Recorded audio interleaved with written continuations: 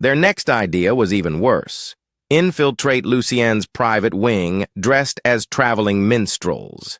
They practiced performances in the cellar at night. Walter's singing made dogs howl. Clara finally snapped. "Enough! You're going to get us all executed for treason and bad theater." Things came to a head one night when masked assassins, real ones, slipped into the servants' dormitory.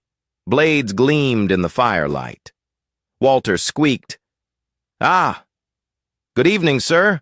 Looking for anyone in particular?" The killers advanced without a word. Jeffrey tried a martial pose. "Stay back! We know, the manticore claw technique." Clara rolled her eyes so hard it hurt. "Got above, you idiots!" The assassins raised their daggers. "Time to act." Clara surged forward, grabbed a brazier with her bare hands, and flung burning coals across the floor. Flames and smoke erupted, startling the attackers. "Run!" she bellowed, dragging the would-be brothers behind her. They barely escaped into the moonlit courtyard, lungs heaving. "That's it," Clara snapped. "We're done. We're going to die here if we keep this up." The three men dropped to their knees, sobbing. "Sorry, sister. We just wanted to avenge our family. We're useless." Something in her chest twisted. She hated them for dragging her into this. But she also saw the raw, pathetic grief on their faces. She exhaled slowly. "Listen," she growled. "We do this my way. From now on, I give the orders. Understand?" "Yes, sister," they chorused, saluting with tears running down their cheeks. She rubbed her temples. "God save me from idiots." The next day, Clara found herself summoned before Duke Lucien himself. She was still scraped and soot-streaked from the fire. He sat at the head of the great chamber, long fingers drumming on the armrest. "Clara," he said softly. She bowed stiffly. "My lord, your friends caused quite the commotion last night." She didn't reply. Lucien leaned forward, ice-blue eyes narrowing. "Tell me, why did you really help them?" Clara lifted her chin. "Because you're a tyrant." A smile flickered at his lips. "Honesty! How rare!" She spat on the floor. "Execute me if you want. I'd rather die on my feet than crawl for you."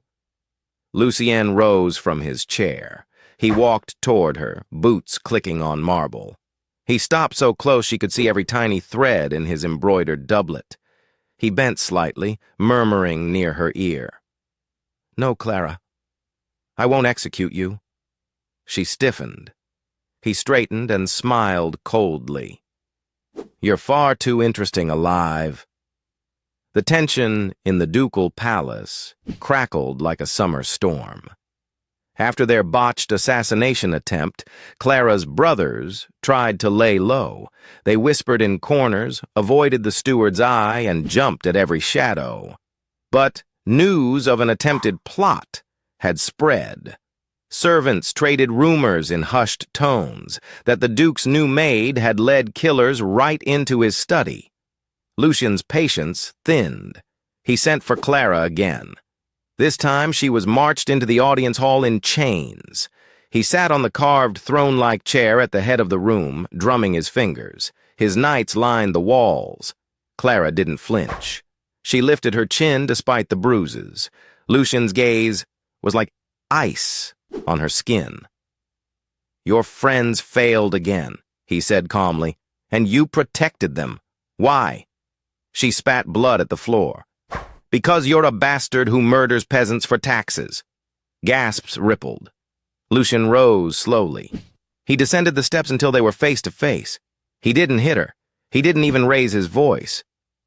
"You hate me so much," he murmured, "yet you stay. Why?" Her lip trembled before she could stop it. "I don't remember anything else." Silence. His expression flickered. For a single breath, he almost looked human. Then it hardened. "You will work in the kennels," he said coldly. "Let's see how defiant you are covered in dog filth." The kennels were worse than the scullery.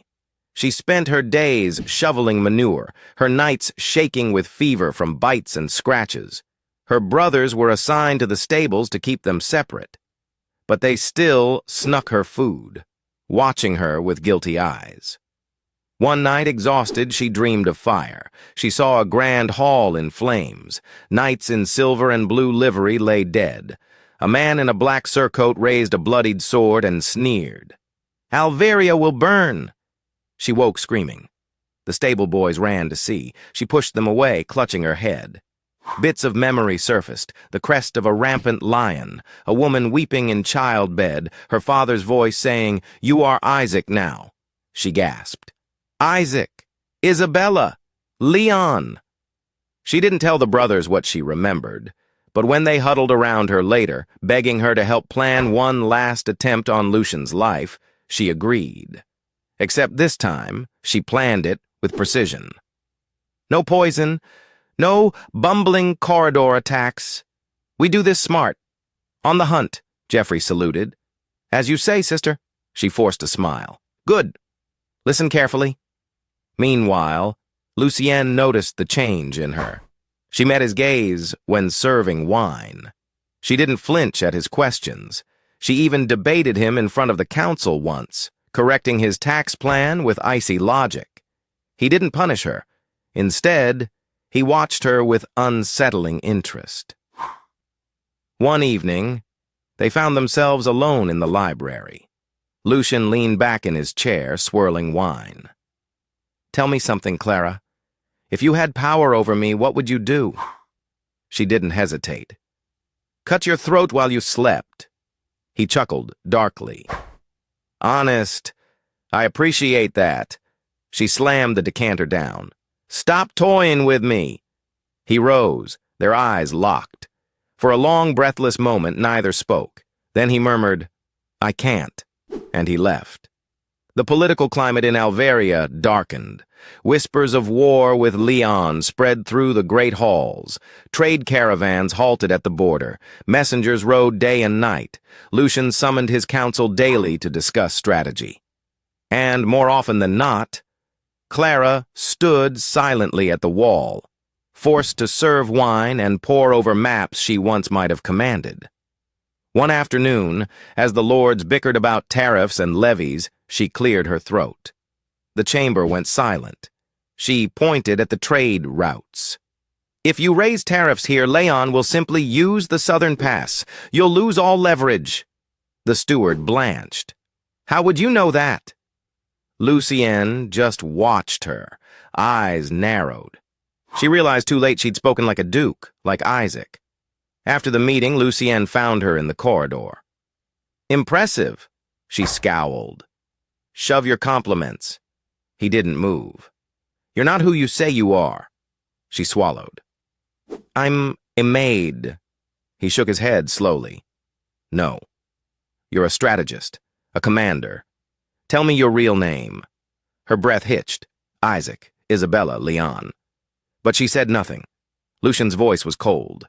"Very well, stay silent. But know this. I will find out." Meanwhile, diplomats from the Northern Empire arrived. The Empire threatened to ally with Leon if Alvaria refused a marriage pact. Lucien's answer was to propose marrying the Emperor's niece himself, purely to buy time.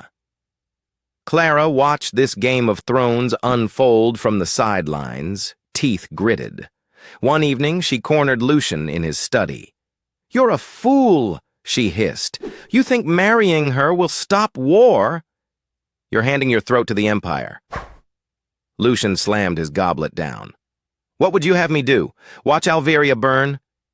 She crossed her arms. "Fight smarter." He stepped close. "Then tell me how." She met his gaze, shaking with fury. "You wouldn't listen." His hand closed around her wrist, tight but not cruel. "Try me." Their breath mingled in the lamplight. She wrenched free. "Forget it!" and fled. But Lucien wasn't the only one watching her. Alvaria's spy master began to sniff out her true origins. Servants whispered of the strange maid with the noble bearing. The steward found an old Leon crest tucked in her belongings, a small silver pin she didn't even remember hiding. Lucien was handed the evidence. He stared at the lion rampant on the pin for a long time. When she entered his office later, unaware, he held it up between two fingers. She froze. His voice was low, controlled. "What is this?" She didn't answer. He stood. "Tell me your name." She stayed silent. He slammed his fist into the desk. "Your name!"